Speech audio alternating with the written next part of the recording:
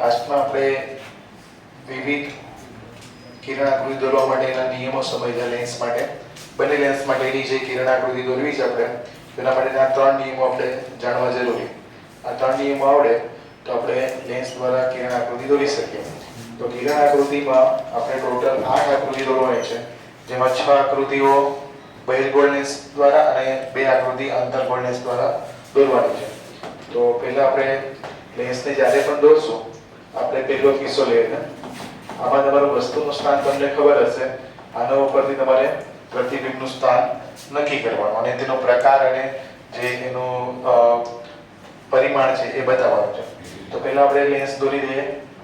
લેન્સને મધ્યમાં દોરવાનું. તમારી પેજની અંદર નામ નિર્દેશ કરી દેવાનું. આ ઓપ્ટિકલ સેન્ટર છે, પ્રકાશીય કેન્દ્ર IF અને આ 2F. આવી રીતે આ બાજુ પણ બતાવવાનું, બંને બાજુ, કેમ કે બે વક્રાકાર સપાટી છે, બંને બાજુ એનું વક્રીકરણ કરાવી શકશે. જો તમારો વસ્તુ પહેલો કિસ્સો છે, એ કિસ્સો છે તમારો કે વસ્તુ ક્યાં છે, વસ્તુનું સ્થાન આપણે જે રીતે અરીસા માટે કર્યું હતું એ રીતે લેન્સમાં કરવાનું છે. વસ્તુનું સ્થાન અનંત અંતરે છે, અનંત અંતરે એટલે કે ઇન્ફિનિટી પર છે. તો એ કિસ્સામાં બનતા પ્રતિબિંબ આપણે બનાવવાના છે. જ્યારે કોઈ વસ્તુ અનંત અંતરે હોય તો આમાંથી આવતા કિરણો હંમેશા કેવા હશે? મુખ્ય અક્ષને સમાંતર. આ આપાત કિરણ મુખ્ય અક્ષને સમાંતર હશે. હવે જ્યારે મુખ્ય અક્ષને સમાંતર કિરણ હોય તો લેન્સ દ્વારા વક્રીભવન પામીને એ શેમાંથી પસાર થાય છે?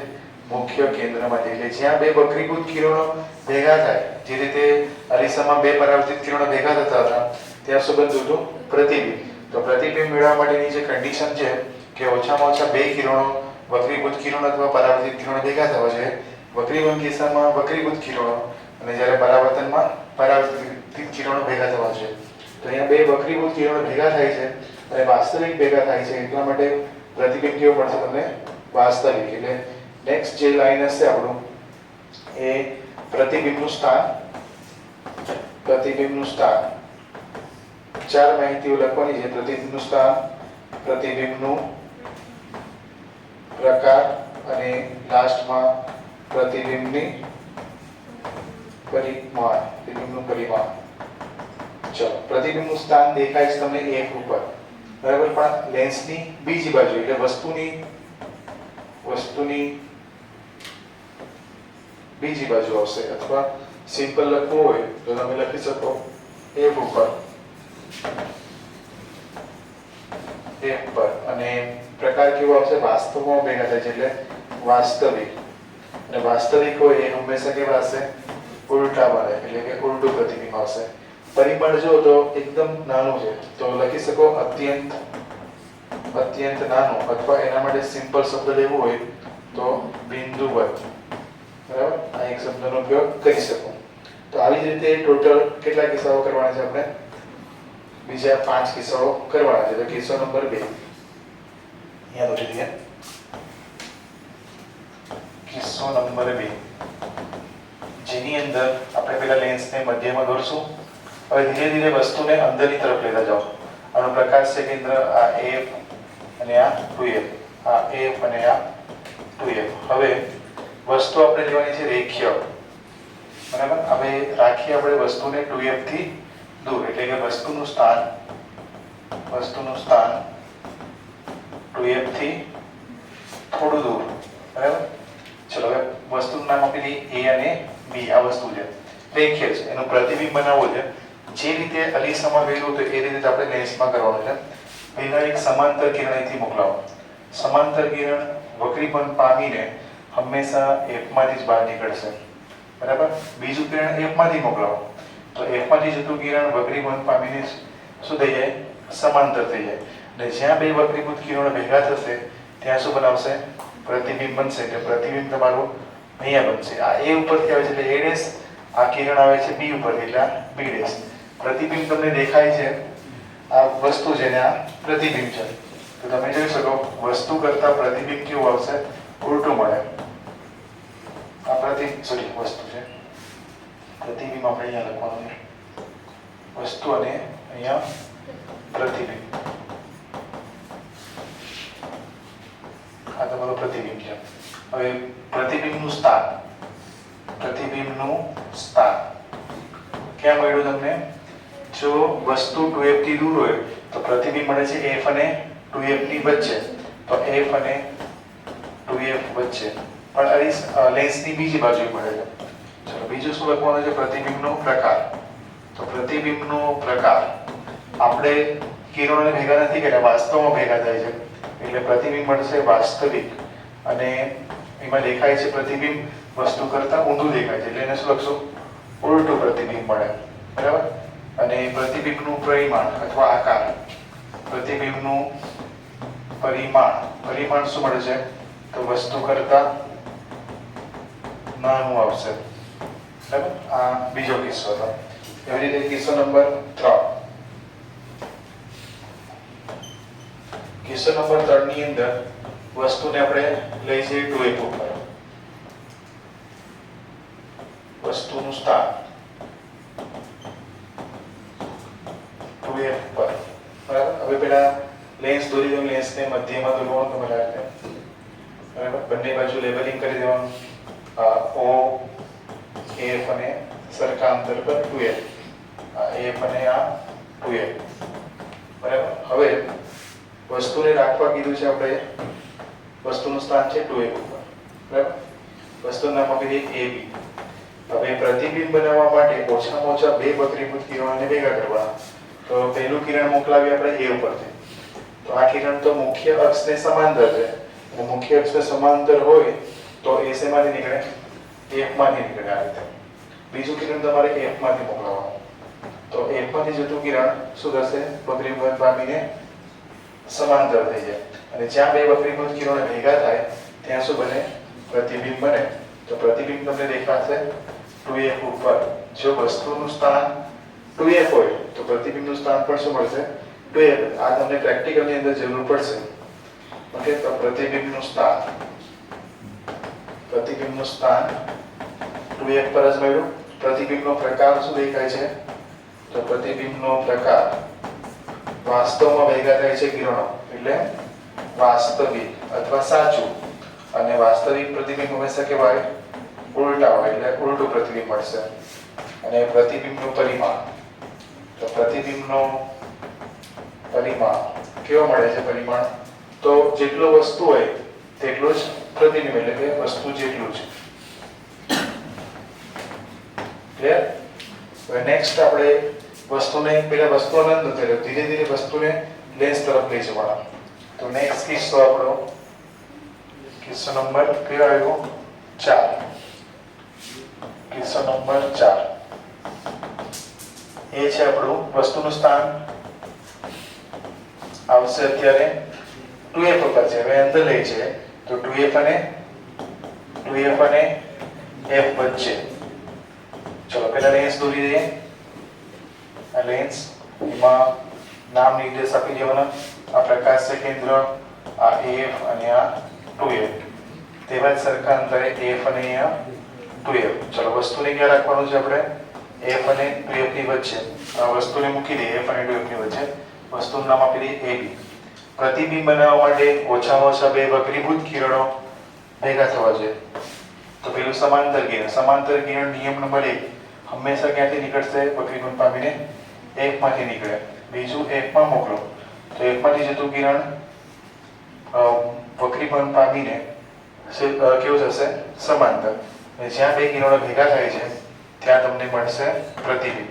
તો પ્રતિબિંબ તમારો 2f થી દૂર મળશે. બરાબર. આ અંતર એક્ઝેક્ટ નથી, તમે એક્ઝેક્ટ દોરશો તો આ 2f થી દૂર જ આવશે. બરાબર. એટલે પ્રતિબિંબનું સ્થાન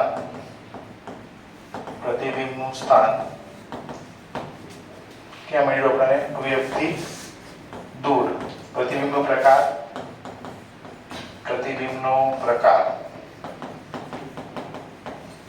વાસ્તવિક અને ઉલટું પ્રતિબિંબ આવે. અને પરિમાણની વાત કરીએ તો પ્રતિબિંબનો પરિમાણ વસ્તુ કરતા મોટું મળશે. જેમ જેમ વસ્તુ અંદર જતું જશે પ્રતિબિંબ બહાર નીકળશે, અને બહાર જતું પ્રતિબિંબની સાઈઝ ધીરે ધીરે મોટી થતી જશે. હવે કિસ્સો નંબર 5 અને 6 છેલ્લા બે કિસ્સા છે આપણે બહિર્ગોળ લેન્સ માટે. કિસ્સો નંબર 5 અને અહીંયા લખી દઈએ આપણે કિસ્સો નંબર 6 બંને સાથે જોઈએ કિસ્સો નંબર 6 ચલો પહેલો છે આપણું વસ્તુનું સ્થાન લઈ લઈએ આપણે હવે 2f અને f ની વચ્ચે તો અત્યારે આવશે f પર આ તમારો લેન્સ આમાં નામ નિર્દેશ આપી દઈએ આ o f અને આ 2f જેવા સરખા અંતરે આ f અને 2f આ અંતર સરખા બતાવવાના હવે વસ્તુને રાખવાનું છે આપણે ક્યાં રાખવાનું છે f ઉપર તો f ઉપર વસ્તુ છે પ્રતિબિંબ બનાવવા માટે તમારે ઓછામાં ઓછા બે કિરણોને ભેગા કરવાના વક્રીભુજ કિરણો પહેલું કિરણ સમાંતર કિરણ વક્રીબંધ પામીને f માંથી નીકળે ચલો હવે f પર છે તે f માંથી તો નહીં મોકલાવાશે એટલે કેમાંથી મોકલાવશું આપણે o માંથી એટલે કે પ્રકાશીય કેન્દ્રમાંથી આ બે સમાંતર કિરણો છે અને સમાંતર કિરણો ભેગા ક્યાં થાય અનંત અંતરે ભેગા થશે આ એટલે કે પ્રતિબિંબ મળશે તમને અનંત અંતરે એટલે આપણે લખી શકીએ અહીંયા શું લખવાનું છે આપણે પ્રતિબિંબનું સ્થાન આ જાતે લખશો પછી પ્રતિબિંબનો પ્રકાર અને પ્રતિબિંબનો આકાર અથવા પ્રતિબિંબનો પરિમાણ જો અનંત અંતરે હોય તો વસ્તુ કરતા ખૂબ જ મોટો છે એટલે વિભક્તિ શબ્દ વાપરી શકો અને સાચે ભેગા થાય એટલે પ્રતિબિંબ કેટલું મળશે વાસ્તવિક અને વાસ્તવિક હોય હંમેશા ઉલટું જ મળે અને સ્થાન અનંત અંતરે ઇન્ફિનિટી પર મળે કે હવે છેલ્લો કિસ્સો છે ને એ આભાસી વાળો છે જે રીતે અરીસામાં કરેલું એ રીતે જ આપણો આ બહિર્ગોળ લેન્સ નામ નિર્દેશ કરી દઈએ o f અને 2f સરખા અંતરે f અને 2f આ એક કેસ છે જેમાં તમને આભાસી મળશે આપણું વસ્તુનું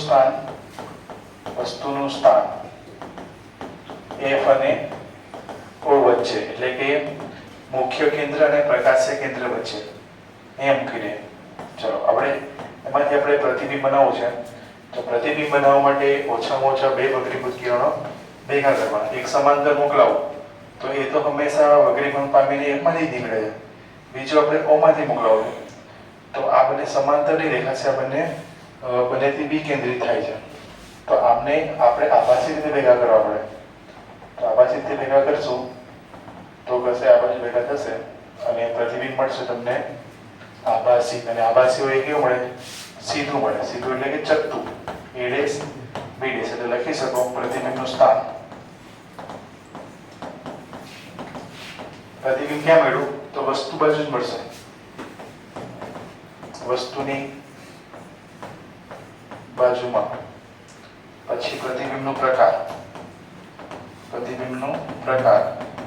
આમાં આવશે તમારું આભાસી અને સીધું છે એટલે એમ લખશું ચત્તુ અને પરિમાણમાં લખવાનું પ્રતિબિંબનો પરિમાણ